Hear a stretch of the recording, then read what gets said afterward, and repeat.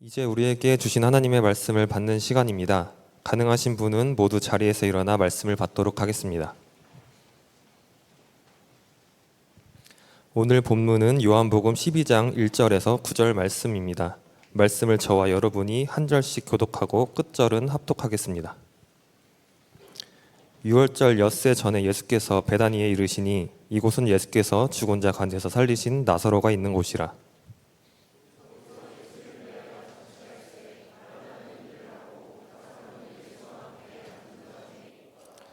마리아는 지극히 비싼 향유 곧 순전한 나드 한 근을 가져다가 예수의 발에 붓고 자기 머리털로 그의 발을 닦으니 향유 냄새가 집에 가득하더라.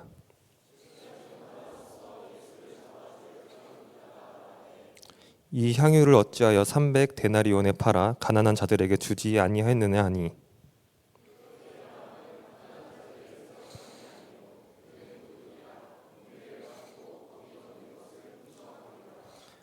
예수께서 이르시되 그를 가만두어 나의 장래할 날을 위하여 그것을 간직하게 하라.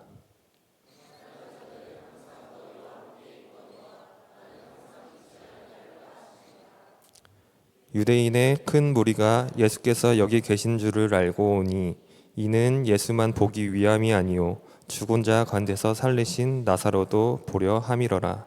아멘.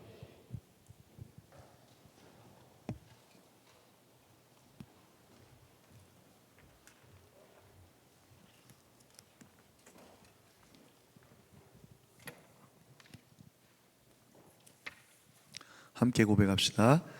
예수님 사랑합니다. 나에게 말씀하시옵소서. 아멘. 예수님과 한 걸음 한 걸음 더 친해지시기 바랍니다. 고급 호텔이 있었어요. 이제 조리사를 뽑습니다. 수험자가 많이 와서 이제 조리 시험을 봅니다. 누가 요리를 잘하나. 한 수험자가 보니까 기가 막히게 데코레이션을 하는 거예요. 과일을 깎는 게 아주 예술입니다. 그 있잖아요, 음식 옆에 사이드에 이렇게 아름답게 과일을 조각해놓고 샐러드도 도대체 무슨 재료를 썼는지 형형색색으로 아름답게 만들고, 그리고 그 스테이크는 색깔도 기가 막혀요. 소스의 색깔이 기가 막힙니다. 이야, 이거 얼마나 맛있을까. 그런데 안타깝게도 그 사람은 뽑히질 못했습니다. 굉장히 예쁜데 생각보다 맛이 없었어요. 자, 이 사람은 왜 이렇게 예쁘게 만들었을까? 스테이크 만드는데 왜 이렇게 색깔을 가지가지 쓰고 모양을 내고, 스테이크 제일 중요한 거 고기 맛이죠? 고기 맛이 별로였던 거예요. 그게 자기의 약점이었습니다. 자기도 자기 약점 잘 알아요. 고깃즙을 우려내고 거기서 감칠맛 있는 맛을 뽑아내질 못하니까 다른 걸로 승부하려고 주변에 데코레이션도 만들고 색깔도 만들고 그랬던 것이죠. 우리 신앙생활도 마찬가지입니다. 신앙생활에 알맹이가 없으면 껍데기에 목숨을 겁니다. 알맹이는 믿음입니다. 껍데기는 종교예요. 혹시 종교생활 하는 분 있지는 않습니까? 종교생활을 하는 사람은 예배의 본질을 경험하지 못한 사람입니다. 종교생활을 하는 사람은 예배의 기름 부으심을 경험하지 못하는 사람이에요. 그런 신앙생활은 중심에 알맹이가 없습니다. 살아있는 예배가 없으니까요. 반면에 살아계신 하나님과 교통하고 있는 예배, 예수님 사랑합니다, 나에게 말씀하시옵소서, 이러한 영혼의 고백을 할 수 있는 사람은 주님과 영적인 교통을 하는 사람입니다. 그런 사람, 그런 예배는 우리를 변화시켜요. 우리의 심령을 변화시키고 하나님의 나라를 맛보게 하고 성령의 일하심을 경험하게 합니다. 그러한 예배를 드리시기를 소망합니다. 하나님의 선하심을 맛보아 알지어다. 하나님의 선하심을 맛보래요. 맛보고 좀 알으래요. 아무리 하나님 좋은 분입니다, 하나님 위대한 분이죠, 하나님 착하죠, 하나님 훌륭하죠, 아니에요. 체험해야 됩니다. 맛보래요.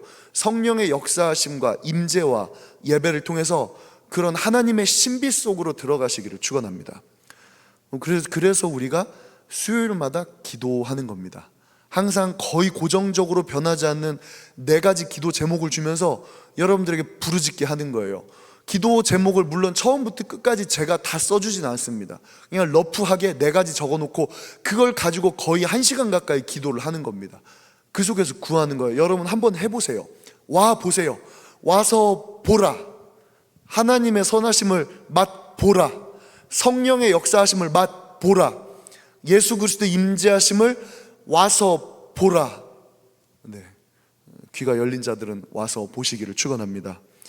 와서 경험하세요. 그리고 수요일마다 주님의 임재를 간절히 구할 때 그 몇 가지 안 되는 기도 제목 속에서 우리는 1시간을 기도할 수 있습니다. 왜냐하면 그 속에서 한 단어를 들어도 하나님의 나라, 성령의 충만함, 진리의 빛, 영원한 생명, 벌써 그 단어를 한 가지만 들어도 우리 안에는 막 여러 가지 상상이 됩니다. 거룩한 하나님의 나라, 그래 하나님의 나라는 이런 거지, 하나님의 나라는 영생이지. 자, 한번 눈을 감고 상상을 해볼까요? 제가 하나님의 나라 했을 때 여러분 어떤 상상이 드십니까? 여기에서 여러분들의 뇌가 거룩한 상상이 막 이루어져야 돼요. 왜? 천재랑 일반인들 차이가 그렇다고 하잖아요. 천재는 한 가지의 단어만 던져줘도 거기에서 10,000가지를 추론하고 상상할 수 있다고 합니다. 뇌 속에 시냅스가 연결이 돼서 신경 전달 물질이 여기 그래서 뇌를 구석구석 사용하는 거죠.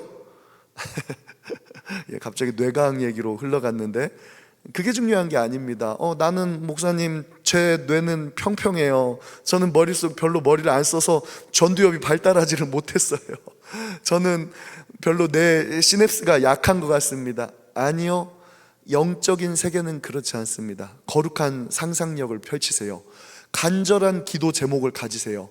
하나님 나라를 꿈꾸세요. 그러면 무엇을 구할지를 알게 됩니다. 예배도 마찬가지예요. 무엇을 소망합니까? 무엇을 꿈꾸고 있습니까? 무엇을 기대하고 있습니까? 내 믿은 대로 될지어다. 어떤 사람들은 예수님을 봤을 때 젊은 사람이 설교 잘하네. 어떤 사람은 예수님을 봤을 때 능력 있는 선지자야. 어떤 사람은 예수님을 봤을 때 진짜 착해. 저 사람 진짜 착해. 그러나 예수님의 제자들은 당신은 하나님의 아들이십니다. 당신은 하늘의 권세를 가진 자이고 생명의 말씀이 당신의 입술에서 나옵니다. 우린 절대로 당신을 떠나지 않겠습니다. 예수님은 뭐라고 하시겠나요? 네 믿은 대로 될지어다. 우리 예수님 신사예요. 우리 예수님 신사입니다. 예수님을 그저 그런 선지자로 보던 사람에게는 예수님은 선지자로서 섬겨주셨습니다. 예수님을 그저 좋은 아저씨로 보는 사람에게는 그저 좋은 아저씨로 보이는 거예요. 오늘날 인류는 생각합니다. 세상 사람들은 생각이요. 예수님 위인전기에도 나오죠. 좋았던 성인이야. 남들보다 조금 더 앞날을 볼 수 있는 선구자였어. 또 어떤 사람들은 위대한 성인이야. 예수님 위대한 성인이야. 또 어떤 사람들은 예수님 혁명가야. 왜냐하면 또 오늘날 세상이 좋아하는 거 혁명이죠. 내가 싫어하면 다 때려 부셔야 되니까 예수님은 왠지 잘 때려 부실 것 같아. 오해하지 마세요. 예수님 그렇게 오해하지 마세요. 예수님은 하나님이십니다. 하나님의 나라를 이 땅에 권능으로 펼치시는 분이고 그의 손을 들어 성령을 우리에게 부어주시는 분입니다. 그런 거룩한 믿음을 가지시기를 바랍니다. 우리의 예배가 바로 그런 예배죠. 그런데 창세기 6장에 보면은 이런 이야기가 나와요. 세상 사람들의 행위가 너무 악해서 그 포악함이 하늘에 상달이 됐대. 야, 얼마나 악하면 포악함이 하늘까지 상달됐대. 어지간히 소리 질러도 그 하늘까지 상달 안 될 것 같은데, 이제 뭐 굉장히 이런 인격적인 표현이죠. 마치 하나님이 하늘 높이 계시니까 사람들이 크게 소리 지르면 크게 소리 지를수록 하나님이 마음이 철렁 어이구 쟤네들 많이 힘든가? 쟤네들 문제가 있나? 저기 범죄가 끊이지 않고 일어나는구나. 이런 약간 의인화적인 표현인데, 그런데 중요한 것은 그 시대에 정말 악이 그렇게 강포했다는 거예요. 그래서 하나님은 마음 먹었습니다. 지구를 심판해야겠어. 전 지구적인 심판의 예표가 거기서 펼쳐집니다. 우리가 잘 아는 노아의 홍수 사건이죠. 노아 시대 홍수 사건이죠. 홍수가 내려서 지구상에 있는 모든 사람들을 다 쓸어버렸습니다. 극악의 심판이었어요. 지역적인 심판이 아니었습니다. 물론 성경은 그렇게 말해요. 죄가 관영할 때, 죄가 머리 끝까지 찰 때에는 지역적인 심판이 이루어집니다. 소돔과 고모라가 그랬고, 실로암 망대가 무너져서 깔려 죽은 사람들이 그랬고, 또 요나가 타고 가던 배에도 하나님과 반대 방향으로 갈 때 풍랑이 일어나고 어려움이 닥치게 됐죠. 그런데 노아 시대의 심판은 좀 다른 케이스였습니다. 전 지구적인 심판이 온 인류를 다 쓸어버리는 거예요. 아니 도대체 죄가 어느 정도 되면은 이 정도 심판을 받을까? 여러분들 귀를 솔깃하게 하는 이야기 중에 하나가 그거죠. 세상에는 회개할 수 없는 죄도 있습니다. 성경에는 회개할 수 없는 죄도 있습니다. 귀가 솔깃, 뭐야? 그건 지우면 안 되겠다. 예, 아마 이 시대 그랬던 것 같아요. 어마어마하게 죄가 관영했는데, 그런데 창세기 6장을 자세히 읽어보면 이 시대 이 사람들이 도대체 무슨 죄를 지었을까? 아마 추정하기로는 도둑질 했겠죠. 살인과 음란과 강포함과 도둑질이 행해졌겠지만 구체적인 죄는 나오지 않습니다. 그런데 성경은 뭐라고 표현하냐면 사람들이 육신이 된지라 이후로는 여호와의 영이 그들과 함께 하지 아니하리니 사람들이 육신이 된지라. 그리고 나서 심판이 임한 거예요. 사람의 존재가 뭐가 됐다고요? 육신이 됐다고요. 영적인 존재인데 육신이 됐다고요. 하나님의 영을 담을 존재인데 육신이 됐다고요. 주님의 영을 듣고 주님의 영을 모시고 주님의 영으로 변화되어야 될 존재인데 육신이 됐다고요. 그게 심판의 이유였대요. 그게 전 무시무시한 전 지구적인 심판의 이유였대요. 하나님의 영을 모시기를 바랍니다. 하나님의 영이 없는 게 그게 바로 최악이라고요. 하나님의 영의 인도함을 받지 않는 게, 하나님의 영과 함께하지 않는 게 그게 전 지구적인 심판 최악이라고요. 마지막 때도 마찬가지입니다. 이제 인류의 마지막 종말 심판 때도 마찬가지예요. 그때와 같은 그림이 펼쳐집니다. 인간들이 육신이 돼버리는 거예요. 사람들이 더 이상 영적인 존재가 아니에요. 영을 추구하지도 않고 거룩함을 추구하지도 않고 하나님의 나라 바라보지도 않고 전 지구적인 심판이 임할 때가 반드시 다가올 것입니다. 성경은 그걸 말하고 있죠. 그런데 반대로 우리의 예배는 뭐예요? 예배는 우리가 할 수 있는 몇 안 되는 영적인 행위 중에 하나예요. 공부도 하고 자기개발도 하고 웨이 트레이닝 좋지요. 저는 자기개발하는 거 말리지 않습니다. 얼마 전에 내가 누구랑 얘기했지? 내가 이렇게 몸 키우는 거 굉장히 제가 과도하게 누구 신방하면서 비난을 많이 했는데 세상 사람들이 전부 다 몸 키우는데 미쳐 있다고. 그런데 이 세상 사람들이 하는 행위, 몸을 키우고 운동을 하고 나쁜 건 아니에요. 어떻게 보면 공부하고 자기 개발하고 놀면 뭐해, 공부라도 하면 낫지, 운동이라도 하면 낫지. 그런데 여러분, 공부하고 운동한다고 하나님의 영을 받을 수 있나요? 나에게 부족한 성령, 나에게 부족한 은사, 나에게 부족한 신령한 은혜, 내가 원하는 진리, 열심히 운동하면 진리를 획득할 수 있나요? 아주 시원하게 말할게요. 열심히 운동하고 공부하고 토익 990점 맞는 사람이 좀 더 성령 받기에 수월하다. 체지방 10% 미만이 성령 받기에 수월하다. 나는 작심하면 3일 이내 5kg를 뺄 수 있다. 성령 받기 수월하다. 웃잖아. 벌써 웃잖아. 얼마나 헛됩니까? 얼마나 헛돼요. 하나님의 영과 관련 없는 것들을 우리는 목숨 걸고 하면서 그렇게 살아갑니다. 그런데 우리가 진짜 중요한 하나님의 영을 모실 수 있는 행위 중에 하나가 뭐라고요? 예배라고요. 예배라고. 이 귀한 예배, 이 예배를 통해서 우리는 하나님과 소통합니다. 예배를 통해서 우리는 하나님의 나라를 경험해요. 예배를 통해서 우리는 말씀을 듣습니다. 그리고 하나님의 나라를 점점 꿈꿔가게 되는 것이죠.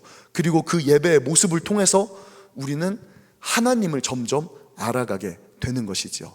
우리의 예배의 모습이 곧 나의 삶의 모습이에요. 우리의 예배의 모습이 곧 내가 하나님을 모시는 모습입니다. 뜨악하지 않습니까? 내가 어떻게 예배를 드리느냐, 그게 바로 내가 얼마만큼 하나님의 영을 모시고 있느냐, 그걸 단편적으로 보여주고 있는 거예요. 영과 진리로 예배하시기를 바랍니다. 그러면은 좋은 예배는 영과 진리로 하는 예배인데, 영과 진리로 예배하는 게 어떻게 예배하는 거죠? 오늘 수련회 때 배웠죠. 진리는 일단 진리는 제가 너무 많은 걸 말해서 죄송해요. 머리가 복잡해집니다.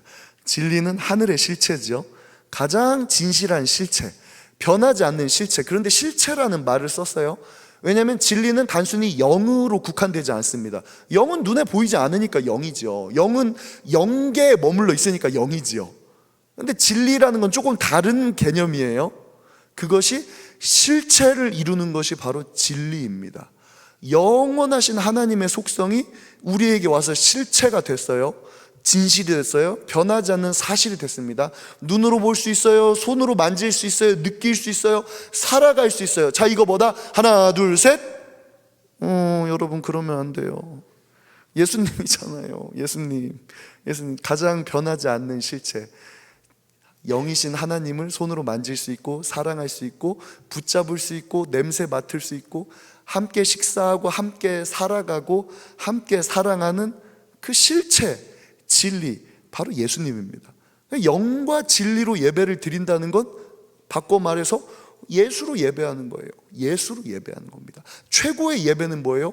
예수님을 최고로 사랑하는 게 그게 최고의 예배입니다. 예수님과 소통하는 거, 예수님과 사랑하는 거.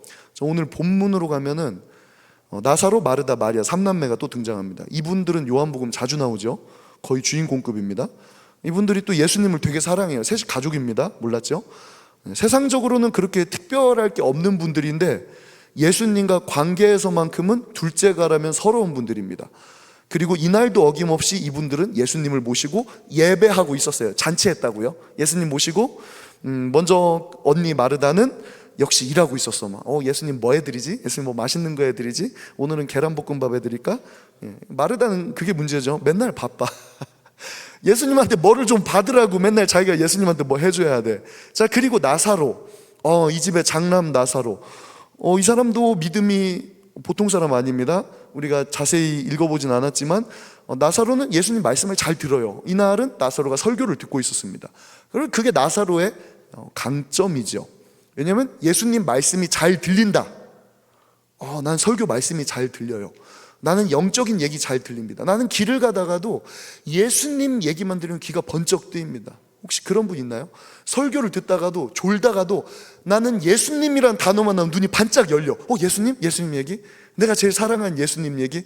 여러분 그래야 돼요. 예수 믿는 사람들, 진리에 정통한 자들은 여러분들은 예수라는 단어만 들어도 귀가 번쩍 뜨여야 됩니다. 모든 관심이 그리로 가야 돼요. 거기에서 내 심장을 자극하고 마음을 뛰게 만드는 그게 예수께 있어야 됩니다. 나사로는 예수님 말씀 진짜 잘 듣잖아요. 얼마나 잘 듣는지 알아? 나중에 죽었거든. 죽었는데 예수님 말씀하시니까 시체여도 이 습관이, 이게 이놈의 귀가 예수님만 말하면 무조건 들려. 무덤에 있어도 예수님 나사로야 나와라. 예수님 나갈게요. 몸이 한 반쯤 썩었거든. 예수님 나갈게요. 그대로 살아나는 거예요. 이게 부활의 예표입니다. 여러분 예수님 음성 들을 수 있어야 돼요. 세상 5만 가지 잡다한 소리 중에서도 예수님의 음성이 들리는 사람 나중에 부활하는 거예요. 그런 사람들이 종말을 기다리는 사람입니다. 그러한 사람이 하늘의 신령한 능력을 경험하는 거예요. 그게 바로 예수님과의 거리죠. 자, 그 다음에 셋째, 마리아. 마리아는 신앙의 먼치킨입니다. 왜냐하면 방금 내가 나사로 실컷 높였잖아요. 근데 마리아는 굉장히 약한 것 같은데 얘는 가끔씩 가불기가 있어. 먼치킨이야. 아주 특별한 일을 오늘 준비를 했습니다. 3절 말씀을 같이 읽어보겠습니다. 시작. 마리아는 지극히 비싼 향유 곧 순전한 나드 한 근을 가져다가 예수의 발에 붓고 자기 머리털로 그의 발을 닦으니 향유 냄새가 집에 가득하더라. 아멘. 지극히 비싼 향유옥합을 깨뜨려 예수님의 발에 붓고 자기 머리털로 닦았대요. 물론 성경에 비슷한 이야기가 많습니다. 동일한 마리아인지 아니 다른 여인인지 다른 사건인지는 몰라요. 아직도 난제죠. 근데 오늘 사건에서 마리아는 이렇게 했습니다. 오늘 본문에서는 이 자리에서 예수님과 같이 있었는데 하루아침에 준비한 물건 아니겠죠? 왜냐면 그 당시의 시세로 생각하면 이 향유 옥합이란 건 거의 평생 모아서 준비할 정도의 갑오 수준의 물건입니다. 일반 서민들은 쓰기가 어려운 물건이죠. 그 향유를 준비했다가 예수님이 와서 잔치하고 같이 식사한 날 옳거니 드디어 때가 되었다. 이거 깨트려서 예수님에게 부어줬단 말이죠. 지극히 비싼 향유라고 성경은 그렇게 표현하고 있습니다. 예수님 너무 좋아서 최고의 선물 준비했다가 오늘 예수님 모신 이 자리에 옳거니 깨트려가지고 그거 드리는 거예요. 자, 우리는 일주일에 7일을 살아갑니다. 6일 동안 열심히 갈고 닦았어요. 우리 찬양 팀원들은 일을 갈았습니다. 퇴근하고 피곤하고 공부하고 하루 쉴 수 있는 토요일 날 모여가지고 예배했어요. 찬양을 하면서 준비했어요. 간절히 기도했어요. 우리 찬양 팀장은 난 저 친구가 공부하는지 잘 모르겠어. 언제든지 내가 부르면 와서 말씀을 듣고 임무를 수행해내고 언제 공부하는지 잘 모르겠어요. 여러분, 그렇게 일을 갈고 예배를 준비했습니다. 그렇게 해서 주님 앞에 준비된 이 향유옥합을 깨뜨려 드리는 거예요. 그게 바로 마리아의 예배였습니다. 그게 예수님을 향한 마리아의 중심이었어요. 여러분, 주일 예배는, 주일 성수하라는 것은 일주일에 띵가띵가 놀다가 이날 하루 와서 1시간 예배 딱 드리면 됩니다. 그게 주일 성수가 아니에요. 내 삶의 모든 동선의 중심에 예수가 있는 거예요. 나의 열정, 나의 노력, 나의 시간표. 여러분, 사실 이 자리에 그냥 앉아 있는 거 아니잖아요. 시간표 이렇게 준비하지 않았으면 여기 못 앉아 있어요. 친구들이 날마다, 세상 친구들이 여행 가자 그래, 술 먹으러 가자 그래, 두바이 가자 그래, 세상 친구들이 날마다 이 시간에 뭐 하자 그래, 오늘 하루 과제 하자 그래, 조별 과제 하자 그래. 여러분, 그거 다 물리치고 이 자리에 앉아 있는 거 아닙니까? 이거 향유옥합이라고요. 예배는 한 번에 이루어지는 게 아니라 내 삶을 우려내서 그 향유옥합을 한 방울 뚝 쥐어짜서 예수님께 드리는 거예요. 그 자리가, 그 현장이 바로 예배가 되는 겁니다. 그리고 그걸 어디다 부었어요? 근데 그 귀한 걸 어디다 부었어요? 야, 이 정도 귀한 거 내 삶을 우려낸 즙이면은 아무데나 낭비하면 안 되잖아. 근데 그걸 예수님의 발에다가 부어드리고, 나는 뭘로 닦아드렸다고요? 머리털로 닦아드렸대요. 이 귀한 향유를 고작 예수님의 발에, 그리고 그 향유 묻은 예수님의 발을 내 머리털로 닦아드렸다. 예수님은 발, 나는 머리. 예수님은 발, 나는 머리. 예수님, 여러분, 예수님이래. 여러분, 어때요? 어떻습니까? 좀 감이 오지 않습니까? 이게 바로 절대적인 순종이에요. 절대적인 복종입니다. 절대적인 신뢰예요. 마리아에게는 예수님이 그런 존재입니다. 적어도 마리아한테는 예수님이 그 정도 존재예요. 순종 진짜 어렵죠. 순종할까 말까, 어떻게 순종하지, 이번에는 또 어떻게 순종하지. 제가 여러분들 나이 많을 때, 물론 지금도 마찬가지입니다, 한 번씩 그렇게 고민이 될 때가 있었어요. 분명히 예수님 뜻이 아닌 거 알아. 예수님, 이거 너무 하고 싶은데요, 너무 이쪽으로 가고 싶은데요. 지금 나랑 비슷한 고민하죠. 근데 나 너무 가고 싶은데 예수님 저쪽으로 가지 말래, 그거 하지 말래, 거기다가 연락하지 말래. 예수님, 너무 하고 싶은데요. 예수님, 나 지금 하려고 마음의 준비가 돼. 내 삶의 모든 방향에 절로 준비되어 있어. 난 지금 뛰어갈 준비가 되는데 예수님이 스탑, 글로 가지 말래요. 멈추라고 하니까 미치겠어요. 예수님, 지금 나는 저기로 달려갈 준비가 다 돼 있다고. 예수님 오케이만 하면 나 절로 뛰어갈 텐데. 그런데 예수님, 아니야, 멈춰, 스탑, 하지마, 반대로 가. 가끔씩은 주님께 순종하는 게, 나 이런 표현 쓰고 싶어요. 심장을 도려내는 것 같아. 내 열정, 내 꿈, 내 소망, 내 사랑, 어느 때는 다 버려야 돼. 예수님 앞에서. 그런 경험 해본 적 있지 않습니까? 그거 순종이잖아요. 그거 순종이잖아요. 쉽지 않죠. 순종 당연히 쉽지 않죠. 순종 진짜 어렵지. 그런데 적어도 마리아한테는 그 심장을 도려내는 것 같은, 나를 죽이고 내 자아를 복종시키는 그 어려운 순종이 마리아는 쉬웠어. 참 신기해요. 믿음의 세계, 영적인 세계란 건 그래요. 누구한테는 진짜 어려운데 누구한테는 쉬울 수도 있어. 왠 줄 알아요? 마리아한테는 순종이란 단어, 복종이란 단어, 자기 부정이란 단어, 그 이전에 뭐가 있으면 예수가 있었거든. 그냥 예수님이 그런 존재인 거예요. 예수님이 너무 좋은 거예요. 예수님 너무 사랑스러운 거예요. 내 삶 속에 예수님밖에 안 보여. 그분의 발에 내 머리를 갖다 대는 게 너무 자연스러워요. 무한한 신뢰, 무한한 사랑, 무한한 복종. 여러분, 쉽게 순종하는 방법 알려드릴게요. 예수님 사랑하세요. 예수님 높이세요. 예수님 만나세요. 제 개인적인 체험입니다만, 기도를 하는 중에 주님의 임재를 느낄 때 마치 의인화가 돼서 거룩하신 그분께서, 그분의 성령이 눈에 보이지 않죠. 육신의 오감으로 느껴지지 않죠. 그런데 그날은 간절히 기도하는 중에 마치 주님께서 뚜벅 내 옆에 걸어오신 것만 같았습니다. 그 감동은 뭐라 형용할 수가 없겠어요. 그런데 그 자리에서 나왔던 저도 모르는 정말 이게 본능인지 아니면 나의 영혼의 고백인지 그 자리에서 무릎을 꿇었습니다.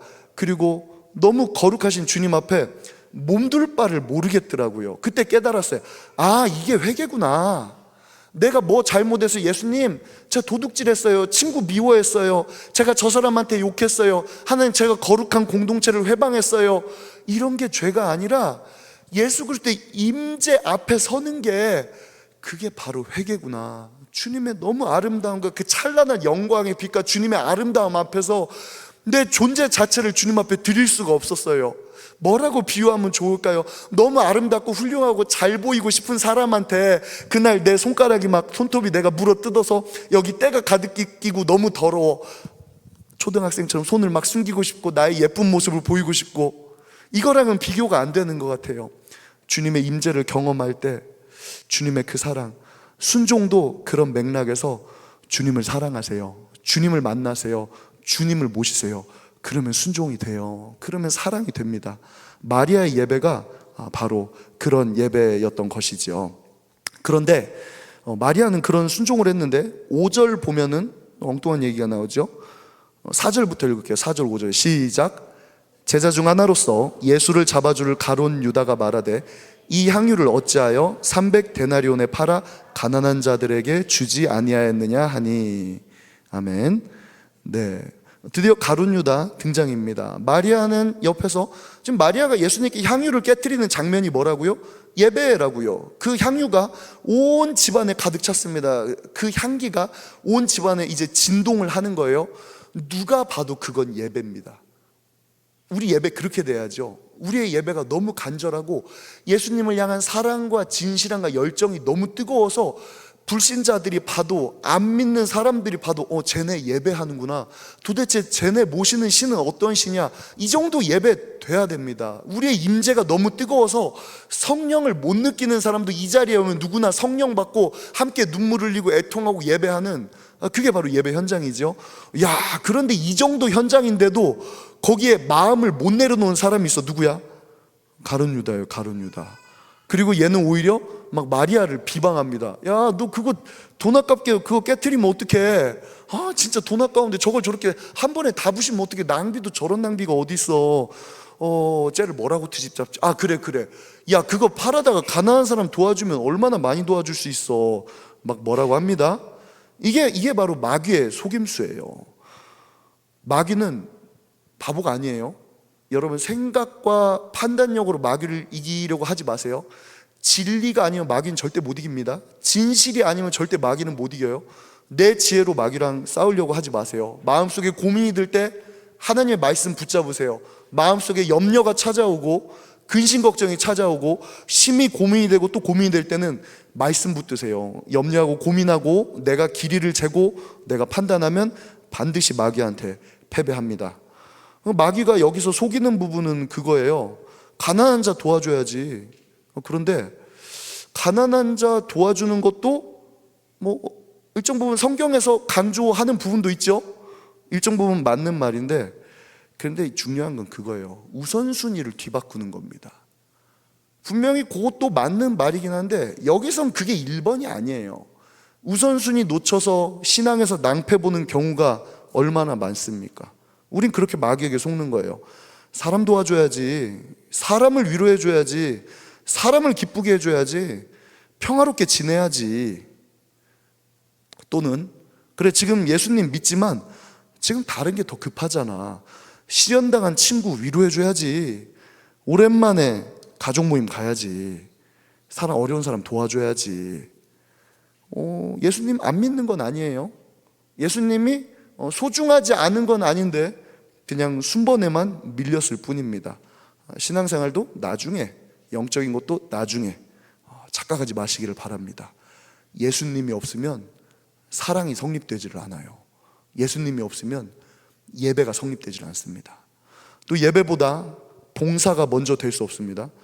부서 봉사하고 너무 피곤해서 정작 은혜 받고 예배를 세워야 될 자리에는 피곤해서 집에 가요? 안 됩니다. 어떤 분들은 예배 전에 열심히 연주하고 찬양하고 그 다음에 딱 설교 시작하면 날마다 나가, 물 마시러 나가, 화장실 가. 그리고 설교 한 절반 끝나면 들어와. 아니 난 걔가 여기 없어요. 난 걔가 뭐 하다가 들어온지 모르겠어. 날마다 찬양 앞에서 막 뜨겁게 인도하고 찬양 딱 끝나면 기도할 때 나가. 기도도 안 해. 말씀도 안 들어. 설교 한 절반쯤 끝나면 들어와. 그리고 항상 그러고 나서 자기는 그게 예배라고 생각을 하나 봐요. 아니죠. 그 예배 아니죠. 예수님이 없잖아요. 그러면 뭐하러 봉사합니까? 뭐하러 섬깁니까?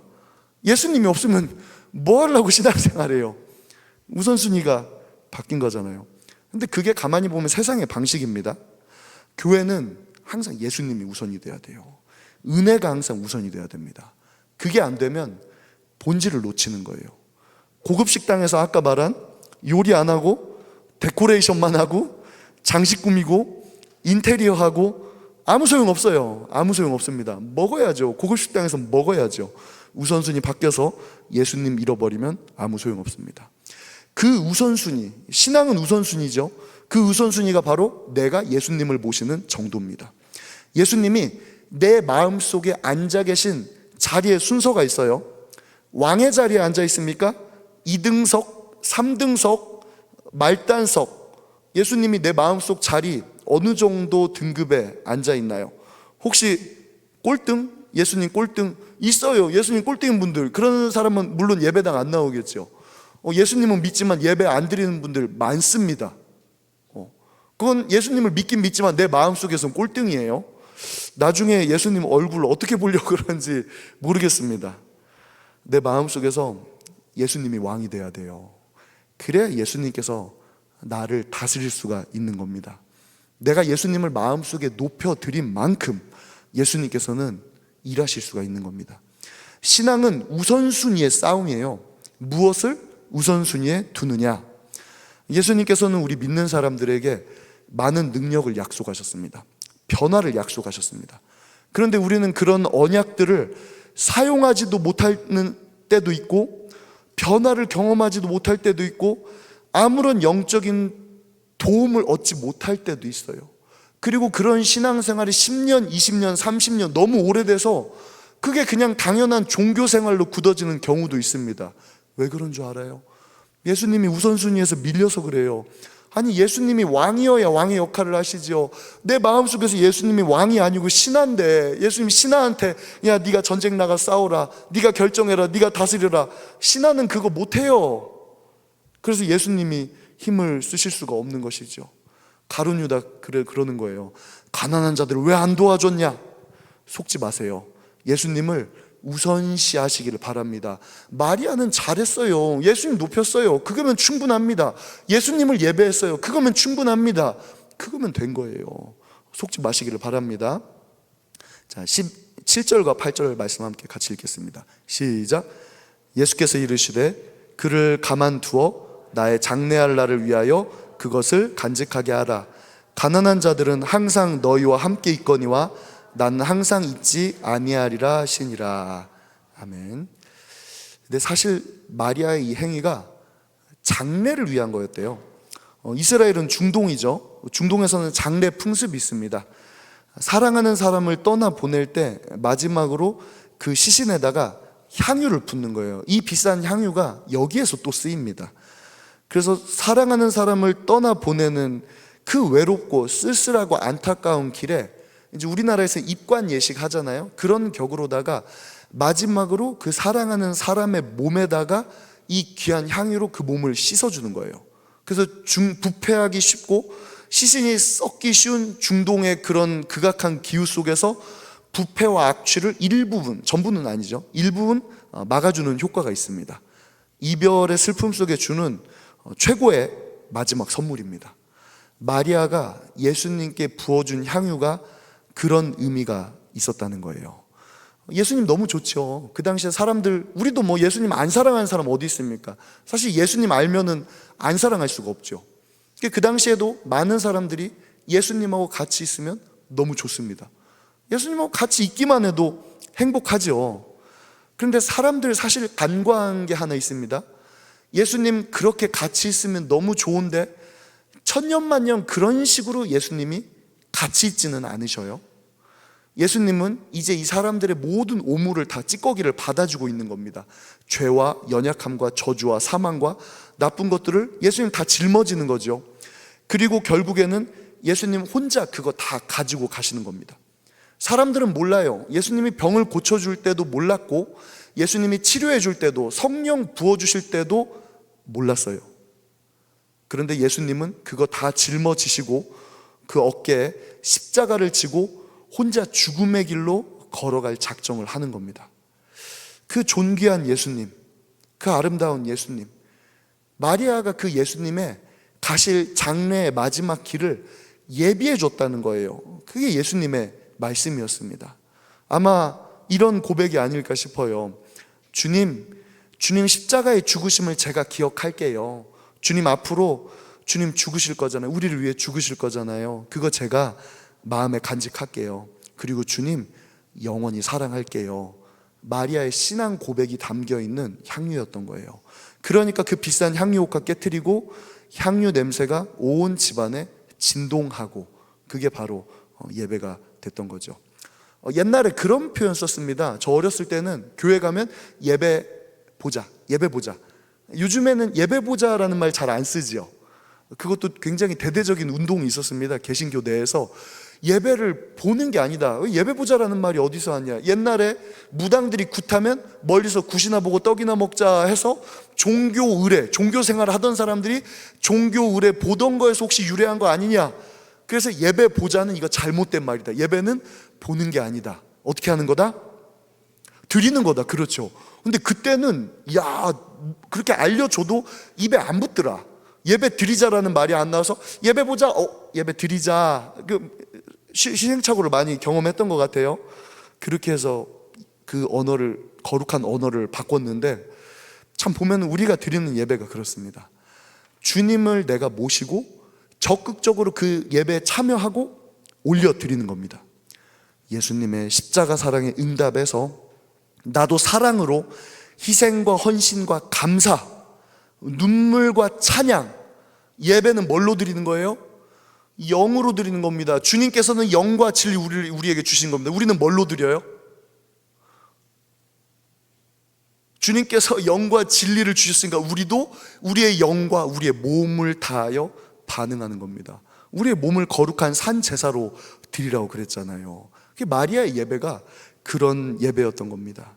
하나님 보시기에 마리아가 드리는 그 예배가 온 공간에 향유 냄새가 가득하듯이 하나님이 그날 그 마리아의 예배를 받으신 거예요.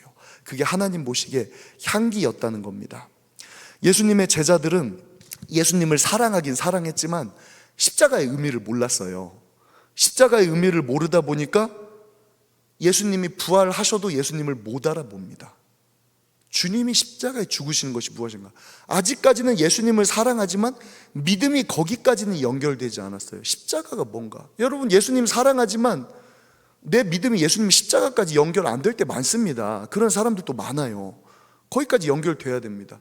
그래서 예수님이 제자들의 눈을 열어서 말씀을 풀어주시고 십자가의 의미를 알려주니까 메시아는 십자가에 죽는 거구나, 메시아는 필연적으로 십자가에 죽는 거구나, 그걸 깨달았을 때 비로소 제자들의 영적인 눈이 열리고 예수님을 알아보게 된 거죠. 우리의 예배 마찬가지입니다. 예수님의 십자가 사랑을 아는 것이 진짜 예수님 사랑입니다. 십자가의 나를 위한 죽으심을 믿고 사랑하시기를 바랍니다. 그 사랑에다 우리의 사랑을 포개드리는 거예요. 찬양 있잖아요. 주보혈 날 정결케 하고 주보혈 날 자유케 하네. 주의 손에 나의 손을 포개고 주의 발에 나의 발을 포개어 나 주와 함께 영원토록 함께 살리라. 그 찬양 있지 않습니까? 우리의 예배가 바로 그런 예배 돼야 됩니다. 예배 뭐로 드리는 거라고요? 몸으로 드리는 거라고요. 향유 옥합을 주님께 깨트려 드리는 거라고요. 어떻게 향유 옥합을 깨트려 드리겠습니까? 우리의 몸을 가지고 찬양해야죠. 두 손을 들어야죠. 입술을 열어 기도해야죠. 부르짖어야죠. 내 온몸을 다해서 주님께 감사해야죠. 말씀을 들을 때는 어떻게 몸으로 우리가 말씀을 들을 때 예배를 하죠? 국민체조하면서 말씀 들을까요? 아니죠. 아멘 하는 겁니다. 아멘 하는 거예요. 나의 모든 존재를 그 말씀 앞에 향유 옥합과도 같이 깨트려 내드리는 것이, 그게 바로 아멘입니다. 아멘. 주여, 이 말씀으로 나를 채우시옵소서. 이 말씀으로 나를 주장하여 주시옵소서. 그렇게 예배할 때 놀라운 영적인 비밀이 이루어집니다. 예수 그리스도의 십자가를 예배하고 예수 그리스도의 십자가를 사랑할 때, 그 사랑에 나의 손을 포개어 드리고 그 십자가 사랑 앞에 내 몸을 포개어 드릴 때, 그렇게 된 결과 어떻게 돼요? 주님과 연합하게 되는 겁니다. 예수님과 하나 되는 거예요. 그래서 우리 예배 드리는 겁니다. 주님과 연합하는 거예요. 주님과 하나 되는 거예요. 그렇게 주님을 내 안으로 모시는 겁니다. 예배는 그거 하는 거예요. 주님과 또 연합하고, 세상 가니까 주님과 또 분리됐어요. 또 주님하고 멀어졌어요. 또 주님의 성령을 멸시했어요. 예배 때 다시 또 주님하고 연합하는 거예요. 주님 모시는 거예요. 주님과 함께 하는 거예요. 주님, 나를 변화시켜 주시옵소서. 그렇게 주님과 동행하는 신앙생활로 세상을 이기고 거룩한 사랑을 마음속에 모시기를 예수님 이름으로 축원합니다.